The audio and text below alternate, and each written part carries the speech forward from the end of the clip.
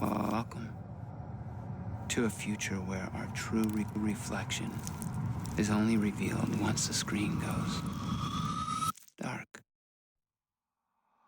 Welcome to the darkness. I hope you find it enlightening. Chilling, isn't it? Black Mirror is a British television anthology series, which means it's a collection of different stories and narratives presented in each episode. This series was created by Charlie Brooker, and it focuses on the dark dystopian side of technology. When looking at media such as Black Mirror, it is important to ask some questions to yourself about the purpose of why it was created.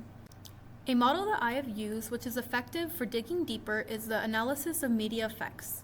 This includes looking at the author, content, format, audience, and purpose. Today, I'm going to be focusing on author and content regarding Black Mirror. Now, what is the purpose of creating Black Mirror? An article from Soap Central stated, "What truly sets Black Mirror apart, however, is how it views technology. There is not to say tech is bad. Instead, it portrays technology as a mirror, something that reflects and amplifies what is already within us, our flaws, our fears, our desires." The episode I will be focused on today is Common People, which is an episode from Season 7 that came out in 2025. The story revolves around Amanda and Mike, a working-class couple who loves each other dearly, and they are preparing for the next steps in life, like having children. But sadly, they discover that Amanda has terminal brain tumor. Mike was devastated at losing his wife and having the possibility for her to never gain consciousness again. When expressing his desperation to the doctor, she offers an alternative. A new startup company, Rivermind, offers an experimental procedure with a lot of risk and uncertainty. When entering the hospital room, I noticed the way that the company representative Gaynor is portrayed, with light shining and almost like a heavenly figure, which symbolizes how she seems to be their only hope. The two talk about how Rivermind is a revolutionary high-tech company that offers to save his wife through a neural clone that streams her consciousness from a cloud server, starting off as $300 a month. When initially speaking, the representative humanizes the tech, reasoning with him that she herself has had the procedure done, asking if he had children, and saying that his wife will stay the same, but the only side effect is that she will have sleep 1 or 2 hours more. Rivermind's motivation isn't to better these people's lives, but rather launch a new prototype of revolutionary technology. Their motivation is to profit off of human need, emotion, attention, and daily life. The system is designed to keep users dependent on the platform. It mirrors patterns we see in real-world tech leadership, including the decisions made by high-profile CEOs like the head of OpenAI. Next, I will be showing a clip concerning the devastating incident of a 16-year-old boy hanging himself after ChatGPT gave him instructions to do so, and the response of the CEO. Place where someone actually sees you. In response to my questions, OpenAI said in a statement, "Our deepest sympathies are with the Rain family for their unthinkable loss."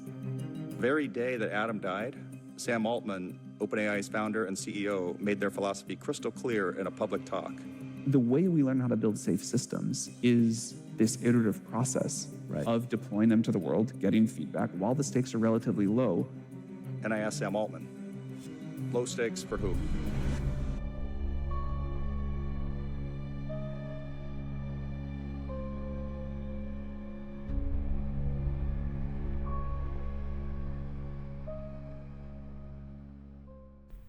Doesn't this remind you of the sci-fi movies that seem to be in the far distant future? This is happening now. The show continues on with Amanda and Mike living their normal lives, having to watch their budget and work overtime to compensate for the bill. As the time goes on, so does Rivermind's services. They begin adding subscription tiers, such as Rivermind Plus, which supposedly offers extended coverage. $500 on top of the original coverage, which totals $800. We see this happening in today's society with the millions of different apps and services that can be purchased through a subscription. We see this now with Snapchat, which is a social media platform that is targeted towards young consumers. Now, Snapchat is requiring you to have a subscription to the app if you want to keep your memories.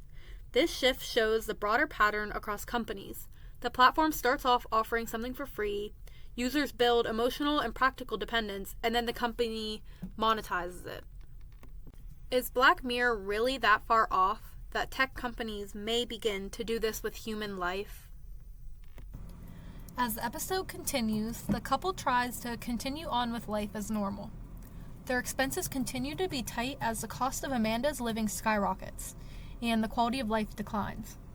Then, disturbingly, Amanda's body becomes an opportunity for advertisement. Against her will, Amanda begins to speak contextualized ads specific to her situation with no knowledge of it happening. Today, advertising is responsible for a large portion of money that runs the internet, and it's impossible to think of the future of the internet without thinking of the future of advertising, author Tim Hwang talks about in Subprime Attention Crisis. The vape company Juul found itself in hot water in 2019 when it was accused of marketing to teens. The company advertised its product, intended for adults only, on websites such as Nickelodeon, the Cartoon Network, and 17, all sites directed towards youth.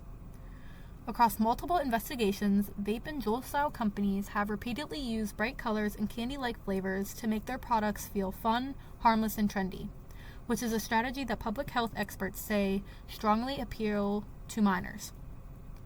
Juul has had to pay over $400 million, and the deal requires them to stop flouting state laws that protect the privacy rights of minors and bar false advertising and unfair competition.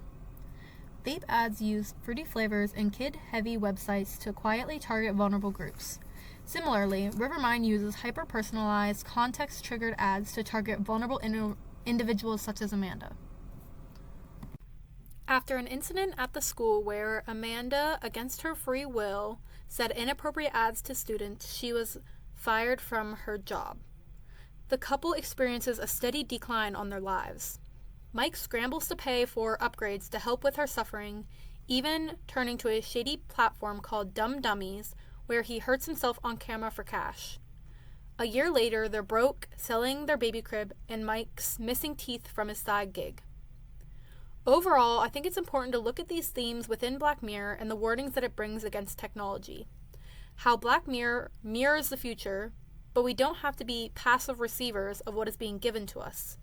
Using media literacy, we are given the ability to recognize how the influences work. We can see how CEOs don't always have our best interests at mind, how subscription tiers shape access, the ethics behind advertising, and more. Let's move from being passive consumers to media literate humans who see how technology shapes our choices, our attention, and our values. Thank you.